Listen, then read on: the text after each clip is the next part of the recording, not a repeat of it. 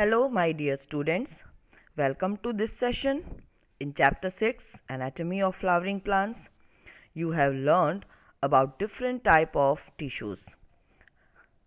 Meristematic tissue and permanent tissues. Collenchyma, sclerenchyma, parenchyma, xylem and phloem. Now today we are going to start with the topic which is related to arrangement of all these tissues. So on the basis of their structure and location, there are three type of tissue system. These are first epidermal tissue system, second ground or fundamental tissue system, and lastly third vascular or conducting tissue system. Right now we are starting with epidermal tissue system. Epidermal tissue system forms the outermost covering of the whole plant body, and it comprises of epidermal cells, stomata and epidermal appendages like hair or hair-like structures which are known as trichomes. Epidermis is known as the outermost part of the plant body, and it has single arranged cells which form a continuous layer. So epidermis is usually single layered. Epidermal cells, they are parenchymatous, they are made up of parenchyma with small amount of cytoplasm living in the cell wall and large vacuoles. The outside of the epidermis is often covered with a waxy layer known as cuticle, and its function is to prevent the loss of water. But cuticle is absent in roots. This you have to remember. So first term we have discussed epidermis, then we have discussed cuticle. Now we are going to start with stomata. This is the third term. Stomata are the structures present in epidermis of the leaves particularly. Stomata regulate the process of transpiration as well as other gaseous exchange. Each stoma, the stoma is a singular word. Each stoma is composed of two bean-shaped cells which are known as guard cells. But in grasses, it belongs to monocot. But in grasses, guard cells are of different shape. They are of dumbbell shaped. The outer wall of guard cells, which is away from the stomal pore, are thin, and inner walls which are towards the stomatal pore are highly thickened. This I will show you in the diagram. The guard cells possess chloroplast and they regulate the opening and closing of stomata. But sometimes a few epidermal cells in the vicinity of the guard cells, they become specialized in their shape and size and are known as subsidiary cells. So now the stomatal aperture, guard cells and the surrounding subsidiary cells, they are together known as stomatal apparatus. So this is the last definition. So up till now we have learned epidermis, stomata and the other related terms. Okay students, in this diagram, this is the representation of stomata which is found in dicotyledonous plants.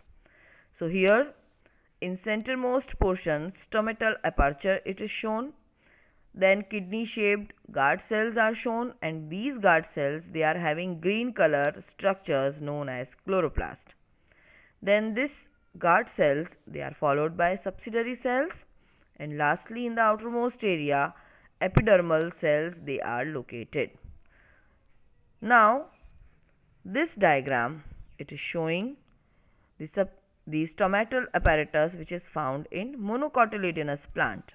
Here also in the centermost portion, the stomatal aperture that is shown, it is not lined but it is understood in the centermost portion stomatal aperture that is present.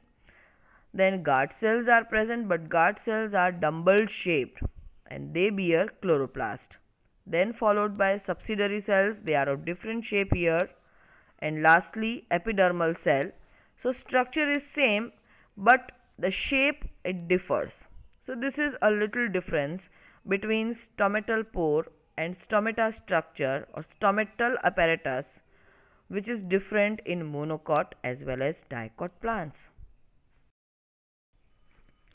Okay, now we are seeing the next part of this chapter, this topic. Another term is root hairs. As you have understood, it is present in the roots. So the cells of epidermis, they bear number of hairs, small hairs, which are known as root hairs. They are unicellular, elongated structures of the epidermal cells, and main function of them is to help absorb water and minerals from the soil. Then we talk about another term, trichomes. Trichomes are found on stem. They are actually known as epidermal hairs. The trichomes in the shoot system are usually multicellular. This is the difference between root hair and stem hair. Trichomes are also known as stem hairs. Stem hairs are multicellular, root hairs are unicellular. Trichomes may be branched or unbranched. Sometimes they even may be secretory in function. Then main function of trichome is to help prevention of water loss due to transpiration. Now we are taking another tissue system, that is ground tissue system. All the tissues except epidermis, which we have learned right now, as well as vascular bundles, which will include xylem and phloem, they all constitute ground tissue. It consists of simple tissues like parenchyma, collenchyma and sclerenchyma. Actually, parenchymatous cells, they are usually present in cortex, pericycle, pith and medullary rays, in primary stem and roots. But in leaves, the ground tissue consists of thin-walled chloroplast containing cells which are known as mesophyll. All these terms you will learn in later diagrammatic form. It will be more clear to you. So only right now remember these terms. Okay students, now we are going to start with last tissue system, that is vascular tissue system.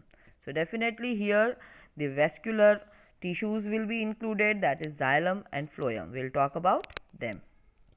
The xylem and phloem together constitute vascular bundles. In dicot stem, we have specified this part. In dicot stem, cambium is actually present between phloem and xylem. So such vascular bundles, because of presence of cambium, they possess the ability to form secondary xylem and secondary phloem, and hence they are known as open type of vascular bundles. So this is another term. But vice versa, on the contrary, in the monocotyledonous plants, the vascular bundles, they have no cambium. That means cambium is absent. Hence, since they do not form secondary tissues, they are referred to as closed type of vascular bundles. So this is due to presence and absence of vascular bundles with having cambium or absence of cambium.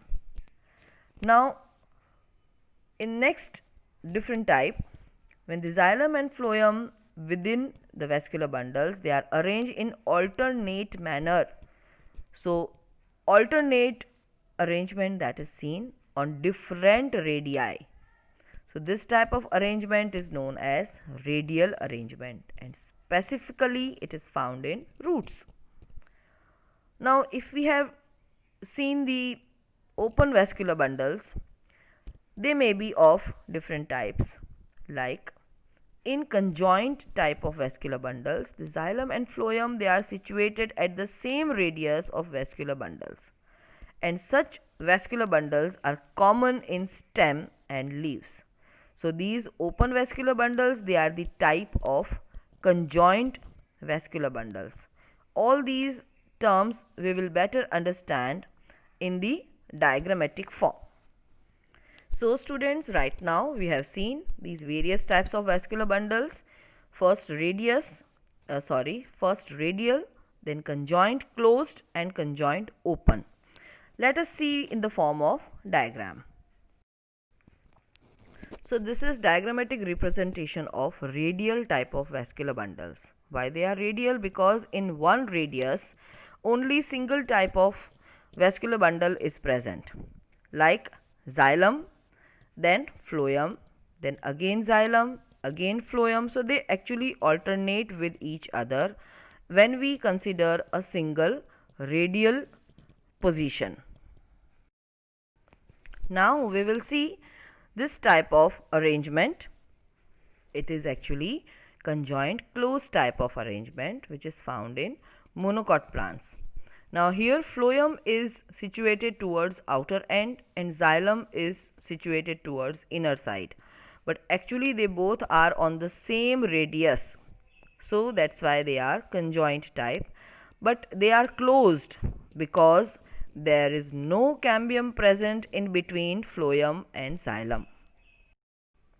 Now we will see last type of vascular bundle, that is conjoined open type of vascular bundle. They are found mostly in dicot plants and especially in stem they are present. Now here phloem is situated towards outer end, xylem is situated towards inner end but on same radius, and in between these two the cambium is present. Cambium is responsible for secondary growth that you will learn in later part of this chapter, but right now you have to draw all these diagrams and you have to remember even the examples where they are located.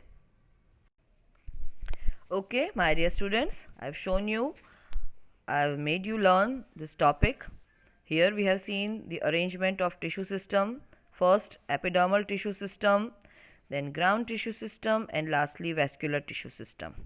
So in this pattern, point wise, you are supposed to write each and every type of arrangement with examples. Even in last vascular tissue system, the diagrams are important, how these xylem and phloem they are arranged. So I have shown you in the diagrammatic form also. The diagrams are important to draw. And today we are ending our session here. Hope you liked it. Please revise all the topics. Please do write in time. Submit your work in time. Take care. Bye bye, students.